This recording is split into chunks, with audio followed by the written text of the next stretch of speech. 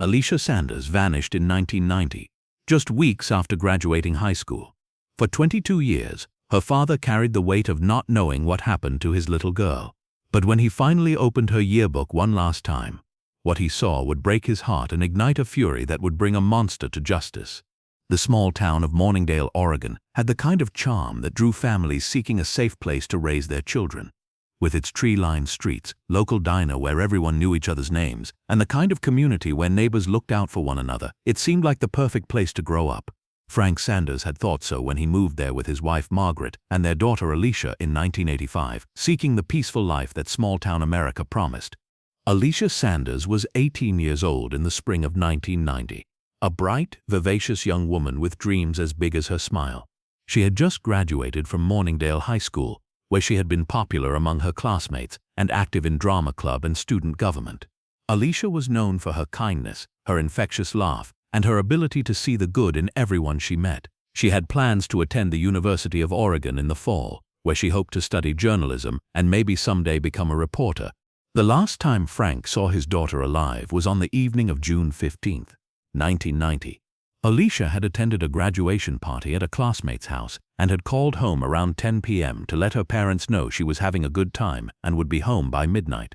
Margaret had fallen asleep waiting for her, but Frank had stayed up, reading in his favorite chair and listening for the sound of Alicia's car in the driveway.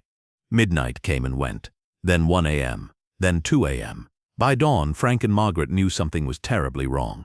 The search for Alicia Sanders consumed the town of Morningdale for months. Police interviewed everyone who had been at the graduation party, traced her movements throughout the evening, and searched every possible location where she might have gone after leaving the party. Her car was found abandoned on a rural road about 10 miles outside of town, with no signs of struggle and no clues about what had happened to her. Detective Ray Morrison, who led the investigation, was thorough and dedicated, but he was also working with limited resources in a small town that had never dealt with anything like this before. The case generated massive media attention, with reporters from Portland and even Seattle coming to cover the story of the beautiful young woman who had simply vanished without a trace. Tips poured in from across the region. There were reported sightings in neighboring towns, theories about runaway scenarios, and even suggestions that Alicia had been abducted by strangers passing through the area. Each lead was investigated carefully, but none led to any concrete answers about what had happened to her. Frank and Margaret threw themselves into the search with the desperation that only parents of a missing child can understand. They organized search parties, distributed flyers, and appeared on local television pleading for information about their daughter. Frank took a leave of absence from his job at the lumber mill, spending every waking hour either searching for Alicia or following up on tips that came in through the police department. As months turned to years, the active investigation gradually wound down. Detective Morrison kept the case open and continued to follow up on any new leads that came in, but without fresh evidence, there was little more that could be done. The media attention faded, and life in Morningdale slowly returned to a new version of normal, one that would forever be marked by the mystery of what had happened to Alicia Sanders. Frank and Margaret struggled to rebuild their lives in the shadow of their daughter's disappearance. Margaret threw herself into volunteer work with organizations that helped families of missing persons, finding some measure of purpose in helping others who were facing similar tragedies. Frank, meanwhile, seemed to age a decade in the years following Alicia's disappearance. The vibrant, optimistic man who had moved his family to Morningdale for a better life became withdrawn and haunted, carrying the weight of unanswered questions and unresolved grief. The couple's marriage, strong as it had been, couldn't withstand the pressure of their shared loss. They divorced in 1995, both of them admitting that they reminded each other too much of what they had lost. Margaret moved to Portland to be closer to her sister, while Frank remained in the house where they had all been happy together, unable to leave the place where Alicia might someday return. Frank kept Alicia's room exactly as she had left it on that June evening in 1990. Her graduation dress still hung in the closet. Her textbooks remained stacked on her desk, and her high school yearbook sat on her nightstand, where she had placed it after getting it signed by her classmates just weeks before she disappeared. The room became a shrine to his missing daughter, a place Frank rarely entered because the pain of seeing her belongings untouched was too overwhelming. Detective Morrison retired in 2005, but before he left the force, he visited Frank to assure him that Alicia's case would remain open and that his replacement, Detective Sarah Chen, was equally committed to finding answers. Over the years, Frank had developed a relationship with Morrison that went beyond the professional. They had become united in their determination to solve the mystery of Alicia's disappearance, and Morrison's retirement felt like another loss for Frank to endure. Detective Chen proved to be just as dedicated as her predecessor, periodically reviewing the case file and following up on any new leads or advances in forensic technology that might shed light on what had happened to Alicia. She visited Frank regularly, updating him on her efforts and reassuring him that his daughter's case would never be forgotten. But as the years passed, even Detective Chen had to admit that without new evidence, they were unlikely to make progress on such an old case. In 2010, 20 years after Alicia's disappearance, Frank received a letter from a television producer who wanted to feature Alicia's case on a show about unsolved mysteries. Frank declined, explaining that he had participated in enough media coverage over the years and that he no longer believed publicity would lead to answers. The truth was that Frank had begun to lose hope, though he would never admit it out loud. By 2012, Frank was 68 years old and facing some health issues that made him realize he needed to start making practical decisions about his future. His doctor had recommended that he consider moving to a smaller place that would be easier to maintain, and his financial advisor had suggested that keeping up the large family home was no longer financially prudent. But the thought of leaving the house where Alicia had grown up, where she might somehow find her way back to him, was almost unbearable. It was Frank's sister, Helen, who finally convinced him to at least begin the process of organizing Alicia's belongings. Helen had been visiting more frequently since Frank's recent heart episode, and she gently suggested that keeping Alicia's room as an untouched shrine wasn't healthy for him and might not be what Alicia would have wanted either. "Frank," Helen said during one of her visits, "Alicia wouldn't want you to stop living your life because of what happened to her. Maybe it's time to pack away some of her things, not to forget her, but to honor her memory in a different way." Frank resisted the idea for months, but eventually he had to admit that Helen was right. In the summer of 2012, 22 years after Alicia had vanished, Frank finally found the courage to begin going through his daughter's belongings. The process was emotionally devastating. Every item held memories: the stuffed animals from her childhood, the dress she had worn to her junior prom, the books she had loved, the letters from friends who had scattered to colleges and careers across the country. Frank worked slowly, taking frequent breaks when the emotions became too overwhelming. It was on a particularly difficult afternoon that Frank found himself holding Alicia's high school yearbook. He had avoided looking at it for years, knowing that seeing all those young, hopeful faces, including Alicia's, would be too painful to bear. But something compelled him to open it, perhaps a need to remember not just his grief, but also his daughter's joy during those final weeks of her high school career. The yearbook was filled with the typical messages that teenagers write to each other: inside jokes, promises to stay in touch, predictions about the future, and expressions of friendship that seem so important at 18. Frank read through them with a mixture of sadness and fondness, remembering how excited Alicia had been to collect all these signatures from her classmates. As he turned the pages, Frank found himself studying the photographs more carefully than he ever had before.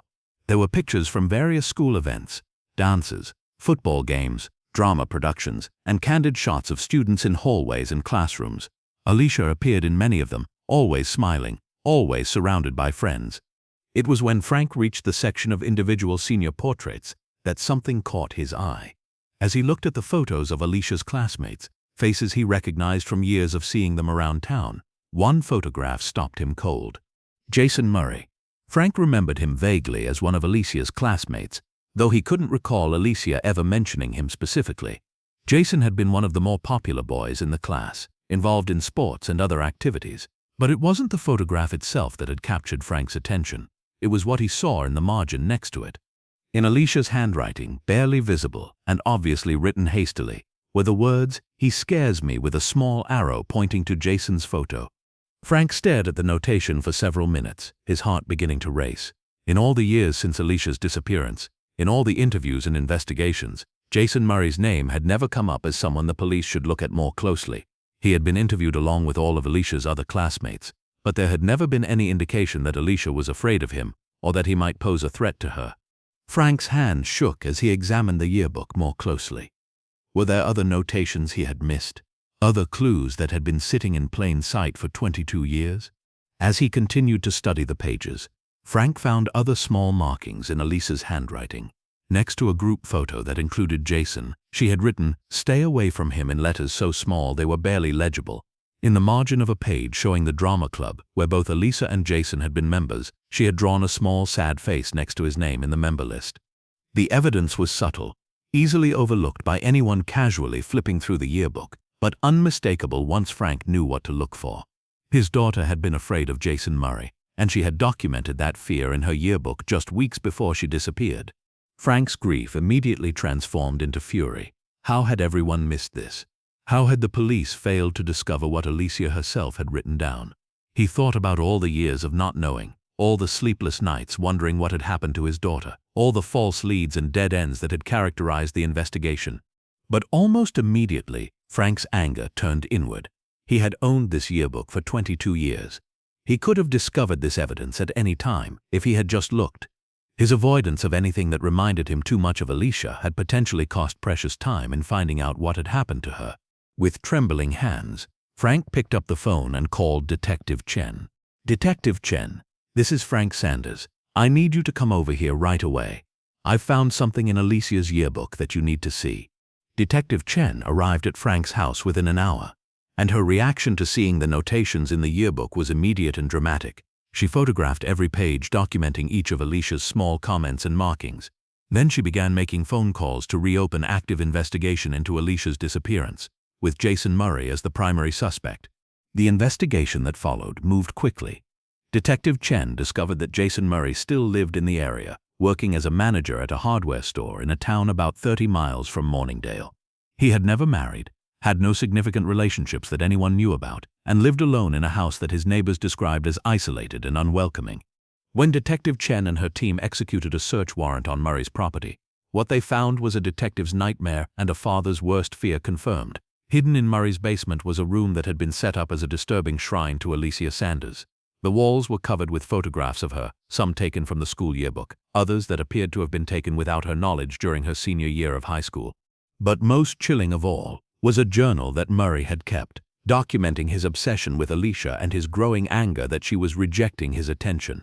The entries revealed a deeply disturbed individual who had convinced himself that Alicia was somehow meant to be with him, and who had grown increasingly violent in his fantasies about what he would do if she continued to ignore him.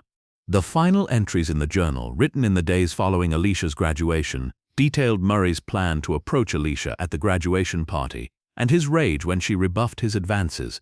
The last entry, dated June 15, 1990, to the night Alicia disappeared, was a confession of sorts, describing how he had followed her when she left the party, and how their confrontation had ended in violence. Murray was arrested and charged with Alicia's murder.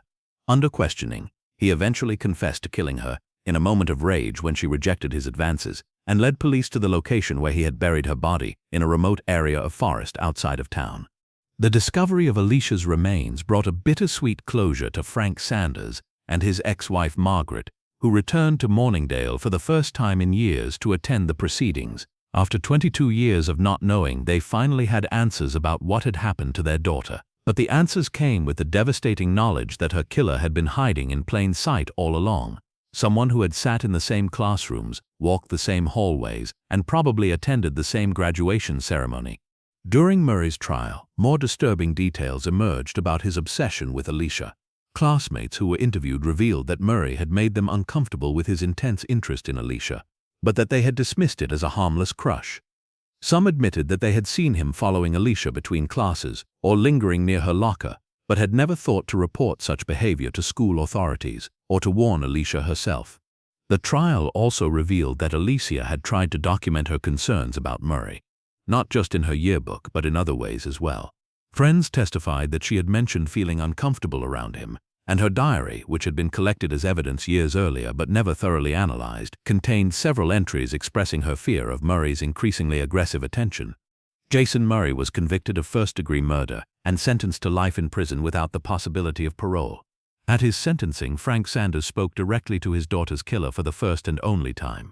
"You took everything from us," Frank said, his voice steady despite the emotions coursing through him. "But you didn't win. Alicia found a way to tell us what you did. Even after 22 years, even after you thought you had gotten away with it, she found a way to point us toward the truth. She was braver than you ever were, and she was stronger than you ever gave her credit for."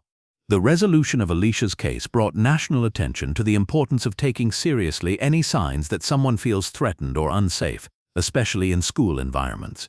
The case also highlighted how evidence can sometimes hide in plain sight, overlooked because it seems too simple, or because the people who could discover it are too overwhelmed by grief to look. Frank Sanders, now 70 years old, sold the family home and moved to a smaller place closer to where Margaret lived. For the first time in 22 years, he was able to sleep through the night without wondering what had happened to his daughter. The answers were painful, but they were answers nonetheless. The yearbook that had contained the key to solving Alicia's murder was donated to the police department's training academy, where it is used to teach investigators about the importance of examining all evidence thoroughly, no matter how mundane it might seem. Detective Chen often tells new recruits about the case, emphasizing that sometimes the most important clues are the ones that are hiding in plain sight. Margaret Sanders started a foundation in Alicia's memory that works to educate young people about recognizing and reporting threatening behavior. She often speaks at high schools, encouraging students to trust their instincts when someone makes them feel unsafe and to document their concerns in whatever way feels most comfortable to them. The small town of Morningdale, Oregon, learned difficult lessons about the importance of paying attention to subtle signs of danger and about how predators can hide among seemingly normal members of the community. The case changed how the town thinks about safety and how residents look out for one another. But perhaps most importantly, the case demonstrated the enduring power of a young woman's voice, even 22 years after it had been silenced. Alicia Sanders had tried to warn people about Jason Murray while she was alive, and when those warnings weren't heeded, she left behind evidence that would eventually bring her killer to justice. The 3 small words written in a yearbook margin, "He scares me," had been enough to solve a murder and bring closure to a family that had waited more than 2 decades for answers. Sometimes the most important messages are written in the smallest spaces, and sometimes the bravest acts are the simplest ones. Frank Sanders kept 1 page from Alicia's yearbook, her senior portrait, along with all the loving messages her friends had written to her. The rest of the yearbook remained with law enforcement, but Frank didn't need it anymore. He had finally found the answers he had been searching for, and more importantly, he had found a way to honor his daughter's memory while moving forward with his own life. In the end, Alicia Sanders had solved her own murder, reaching across 22 years to deliver justice and give her father the peace he had been seeking for most of his adult life. Her voice, preserved in the margins of a high school yearbook, had proven stronger than the silence that her killer had tried to impose upon her.